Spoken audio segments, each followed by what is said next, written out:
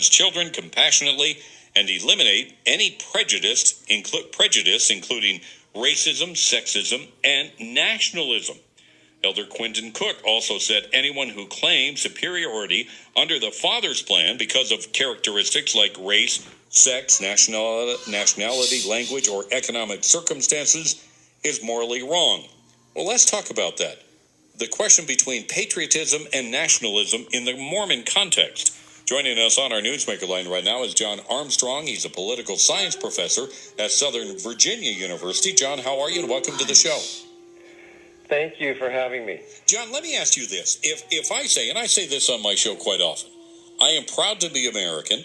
I think this is the greatest country in the world. I think we are an exceptional country, and I think we do things better than anyone else. Is that being a patriot or a nationalist? Well, it depends on what things you're talking about, because you could be referring to the operations of what I call the state, which is mainly the governmental functions that we live under. Or you could be referring to something that's more cultural and having to do with your ancestry or religion or language and perhaps race. And those aren't the same thing, of course. You wrote a wonderful op-ed piece in the Deseret News this weekend, and that's why we wanted to get on your show. Can you define for listeners right now, John, how you see the difference between patriotism and nationalism? Well, in the United States, I think we use these terms fairly interchangeably, but the root meanings of the words are not the same. A country is a state, and a state is a set of political institutions that helps us live together, that helps us adjudicate disputes we might have with each other, that would punish people for violating our laws, keep us safe from hostile individuals or countries. But a nation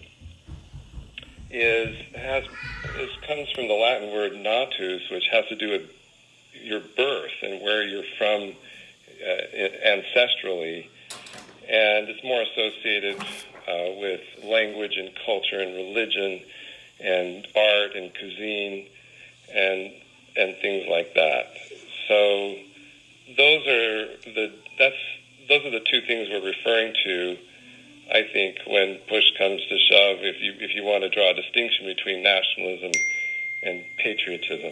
Where do you begin to cross the line, in your opinion, John, from someone who is proud of their country, they're patriotic? When does it cross the line into nationalism?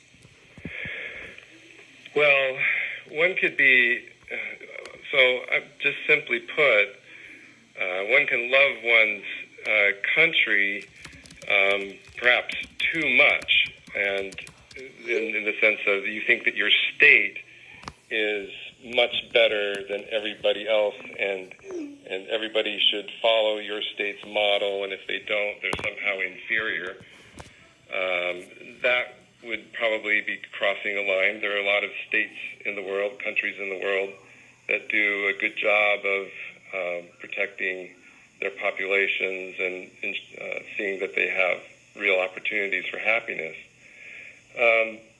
So I think you can go too far on patriotism, and you can go too far on nationalism. If you're going too far on nationalism, what you're loving too much is your ancestry, your culture, the language that you happen to speak and were raised in. And you see perhaps other people who don't share that ancestry as inferior to you. You can look down upon people, for any number of reasons, and you can go too far either with the love of your country or with the love of your cultural group. John, let me ask you, put this in as you tried to do in your article, in a Mormon context, because I mentioned the two LDS apostles who spoke during General Conference about this and raising concerns about it. And as you point out, it's been quite some time since someone has talked about this. Obviously, this is a concern to leaders of the LDS Church. Is that fair to say, in your opinion? Well, it seems to be a concern. I don't know. I haven't, communicated with any of them about this, but the fact that the word nationalism gets mentioned in conference a couple of times, and then President Uchtdorf also told a story from his own life of how he was really uncomfortable with the nationalism in his native Germany in the mid-20th century. So there does seem to be a moment. I'm not sure what brought it about. I mean, the incident in Charlottesville seems to, in my mind, be something that was salient. And there's been other talk of nationalism on the national political scene, of course, and sometimes people aren't sure what exactly they're talking about. Now, I think white supremacists think they know what people are talking about because they see nationalistic talk as sort of an endorsement of Nazism and the KKK and things like that. And those are the people who descended on Charlottesville in August. So I take it that my guess is the brethren are responding to that kind of appeal and saying, you know, how can you be a real follower of Christ and endorse something like that? Yeah. How important, John, a final question, how important is it, do you think, right now, knowing the mood of the country, that we continually ask ourselves, okay, are we being more of a nationalist than a patriot? I mean, can you be one and not the other? I mean, how important is it that we're aware of this? Well, I think one can definitely be one without the other. How important is it that we're aware? Well, it's important that we don't look down on anyone, that nobody is better from a Christian point of view than anyone else. I mean, the Book of Mormon affirms that principle pretty clearly.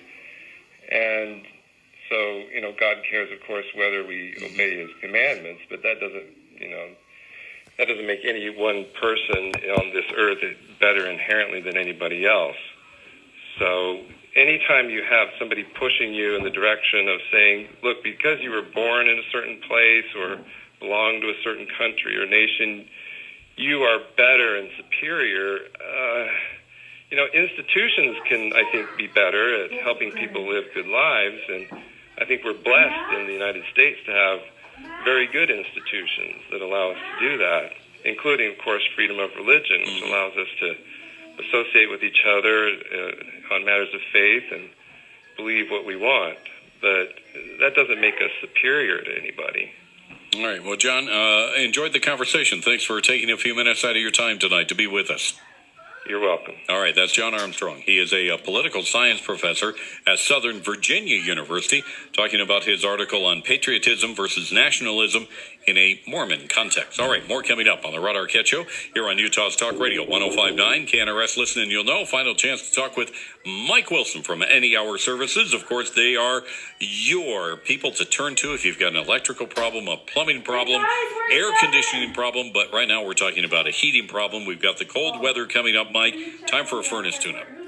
It is. A lot of people actually wonder what is a furnace tune-up or what's included in it. And so I thought this would be a good chance to kind of give some basics. When you're maintaining something, you have to understand the